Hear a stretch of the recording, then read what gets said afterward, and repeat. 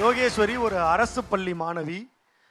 மரக்காத்தூர் அப்படிங்கிற ஒரு சின்ன எளிய கிராமத்திலிருந்து இந்த சென்னை பட்டணத்துக்கு வந்து ஒவ்வொரு முறையும் இந்த அரங்கத்தில் சிறப்பான உரையை வழங்குகிற ஒரு போட்டியாளர்.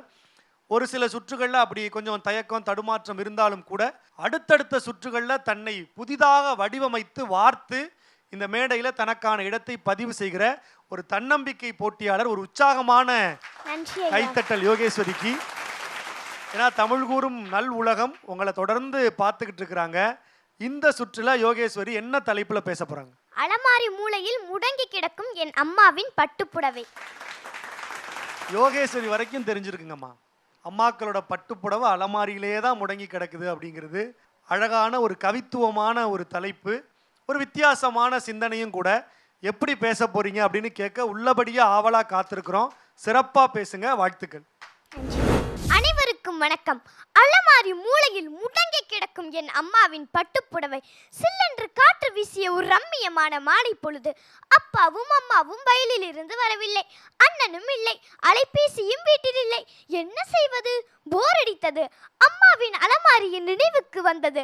அங்கொன்றும் இங்கொன்றுமாய் சிதறி கிடந்த அம்மாவின் துணிமணிகளை அடுக்கலாம், அம்மாவிடம் பாராட்டி கிடைக்கும் என்ற நப்பாசையில் அடுக்கத் தொடங்கினேன். அலமாரியின் ஒரு மூலையில் முடங்கி கிடந்த என் அம்மாவின் பட்டுப்புடவை என்னிடம் பேசத் தொடங்கியது. எனக்கும் ஆச்சரியம். பேசா பொருளாம் பட்டுப்புடவை பேசுகிறது என அந்த பட்டுப்புடவைக்கு என் காதுகளை சிறிது நேரம் தாரி பார்த்தேன். சில ஆண்டுகளுக்கு முன்வரை எனக்கு ராஜ மரியாதை. நான் துணிகளின் ராணி மட்டுமல்ல, ராணிகளின் துணியும் கூட. நான் பிறந்த கதை தெரியுமா உனக்கு? சீன பேரரசு லீசு தேநீர் குடித்துக் கொண்டிருக்க அந்த தேநீரில் என் புழுவான கக்குன் கூட்டோடு விழுந்துவிட, சூடான தேநீரில் கக்குன் உடைய நீண்ட இலை அவிழ அதை பார்த்து மற்ற கக்குன்களையும் சேகரித்து துணியில் நெய்தால் பேரரசி. மிகவும் அழகாக நேர்த்தியாக இருந்தது. தனது கணவரான பேரரசர் மஞ்சள் மூலம் பட்டுப்புழுக்களை வளர்க்க தொடங்கினார். இயல்பாகவே கதை கேட்க பிடித்த எனக்கு பட்டுப்புடவை சொன்ன கதை என்னை ஆச்சரியத்தில் ஆழ்த்தியது. என் அதீத ஆர்வத்தை கண்ட பட்டுப்புடவை தொடர்ந்தது. என் சொந்தங்களை உனக்கு அறிமுகப்படுத்தி வைக்கிறேன். மல்பெரி பட்டு மென்மையானது, சிலந்தி பட்டு விலை உயர்ந்தது, தாமரை பட்டு அரிதானது, அமைதி பட்டு பட்டுப்புழுக்களை கொள்ளாமலேயே கிடைப்பது, டசர் பட்டு, ஏரி பட்டு, மூகா பட்டு, பனாரஸ் பட்டு, பாலுசாமி பட்டு, சந்தேரி பட்டு, சம்பல்பரி பட்டு, பைத்தாலி பட்டு என என் சொந்தங்கள் நாடு முழுவதும் பரவி கிடக்கின்றன. காஞ்சிபுரம் பட்டுக்கு புவிசார் குறியீடு கூட கிடைத்துள்ளது. சின்ன சின்ன இலை பின்னி வருது, சித்திரை கைத்தறி பின்னி வருது என்ற பாடலை எழுதுவதற்காக பட்டுக்கோட்டை கல்யாண சுந்தரம் ஐயா காஞ்சிபுரத்தில் வந்து தங்கினார் தெரியுமா உனக்கு? சீரான தறிகளின் ஓசைதான் அப்பாடலுக்கு தாளமாக அமைந்தது. அன்று நிச்சயதார்த்தத்தை பட்டுக்கட்டுதல் என்றே சொல்வர். திருவிழாவில் கூட 10ஆம் நாள் பட்டு திருவிழா என்பர். மாம்பழ நிறத்தில் பச்சை கலர் பாட்டர் போட்ட சேலையை தழைய தழைய கட்டி நீண்ட கூந்தலை பின்னி முடித்து மல்லிகை பூவை சரம் சரமாய் கட்டி தொங்கவிடும் அழகு தமிழச்சிக்களுக்கே உரியது தெரியுமா என பேசிக்கொண்டே இருந்த பட்டை பார்த்து நான் கேட்டேன், செந்தமிழ்நாட்டு தமிழச்சியே சேலை உடுத்த தயங்குறியேன்னு. இப்ப இருக்கிற அக்காக்களும் அத்தைக்களும் சுடிதாருக்கும் மேக்ஸிக்கும் ஜீன்ஸுக்கும் ஸ்லீவ்லெஸ்ஸுக்கும் குர்தாவுக்கும் பட்டியாலாவுக்கும் மாறிக்கிட்டாங்களேன்னு நான் சொல்ல அதுவும் ரொம்ப சோகமா. ஆமா ஆமா, அதுதான் எனக்கும் கவலையே. இப்ப எனக்கு மவுசு குறைஞ்சு போச்சு. என்னை கட்டுறத பட்டி காடணும், கட்ட நேரம் இல்லனும், கட்டுறதுக்கு சௌரியமாலனும் காரணம் சொல்றாங்க. மணப்பெண் கூட நாகரிகம் என்ற பெயரில் ஒரு நீண்ட கவனி போட்டு வருவதை பார்க்கும்போது என்னெல்லாம் படபடக்கிறது. Chiffon, cotton, crepe, linen, Lycra, net என எத்தனை புடவை வந்தாலும் என்னை போல வருமா என ஏக்கத்துடன் வினவிய அந்த பட்டுப்புடவையை தொட்டு வருடி கொண்டிருந்த என்னை என் அம்மாவின் குரல் அதட்டி எழுப்பியதை உணர்ந்தேன். ஆம், வயலில் இருந்து திரும்பிய என் அம்மா, என்ன பண்ணிட்டு இருக்க? நாளைக்கு பக்கத்து வீட்டு ரம்யாவுக்கு கல்யாணம், எந்த புடவை கட்டுறதுனே தெரியல என அதட்ட, என்னையும் அறியாமல் இதுவரை என்னிடம் பேசிக் கொண்டிருந்த என் அம்மாவின் அலமாரியில் ஒரு மூலையில் முடங்கி கிடந்த பட்டுப்புடவையை எடுத்து அவர்களின் கைகளில் திணித்துவிட்டு கனத்த இதயத்துடன் வெளியே சென்று விட்டேன். நன்றி, வணக்கம்.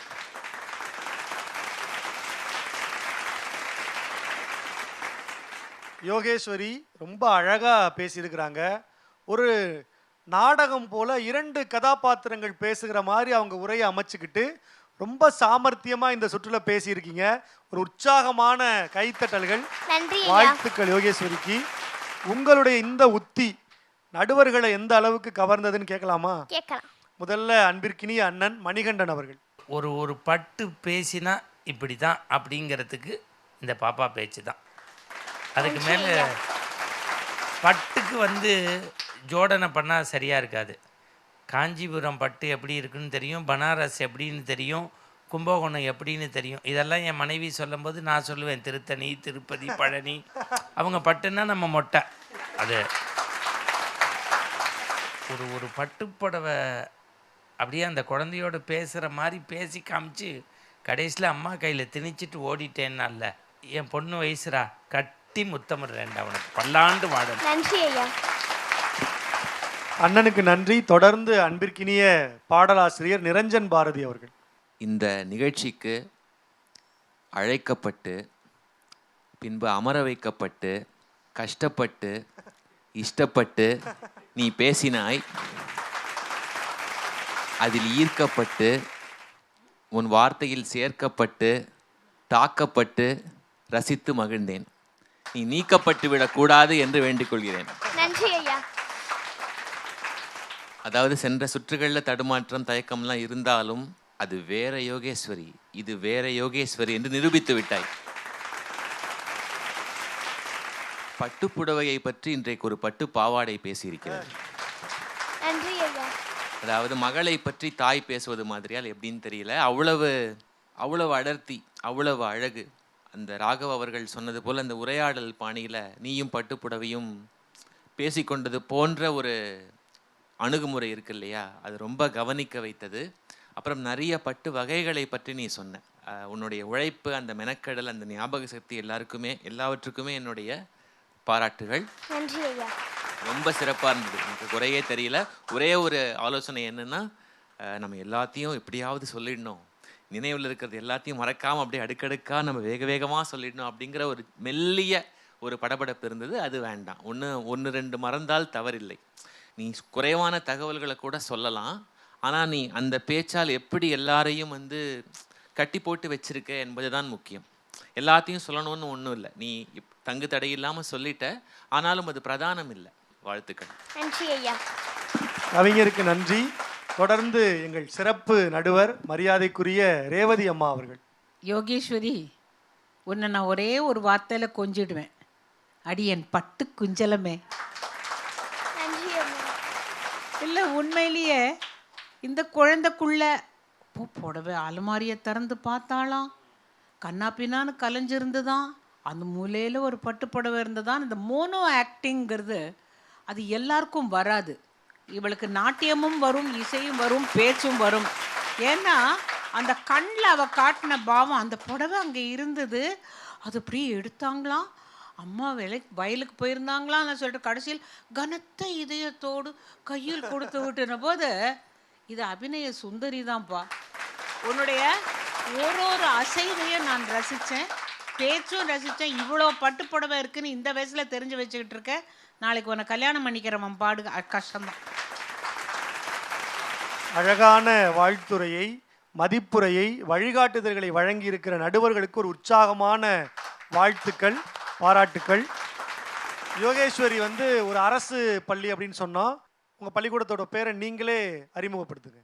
சிவகங்கை மாவட்டம் காளையார்கோயில் ஒன்றியம் ஊராட்சி ஒன்றிய நடுநிலைப்பள்ளி மரக்காத்தூர். மரக்காத்தூர் அப்படிங்கிற ஊர்லேருந்து வந்திருக்காங்க. இன்றைக்கு யோகேஸ்வரி பட்டுப்புடவையை பற்றி பேச போகிறாங்க அப்படின்ன உடனே யோகேஸ்வரியினுடைய ஆசிரியை அழகான ஒரு பட்டு பாவாடையை போட்டுக்கிட்டு போய் பேசு அப்படின்னு சொல்லி யோகேஸ்வரிக்கு வாங்கி கொடுத்துருக்குறாங்க. இந்த மன்றத்தில் இந்த நேரத்தில் இங்கிருந்து அந்த ஆசிரியருக்கு ஒரு உற்சாகமான வாழ்த்துக்களையும் நன்றிகளையும் சங்கரா குடும்பத்தின் சார்பாக தெரிவிக்கிறோம்.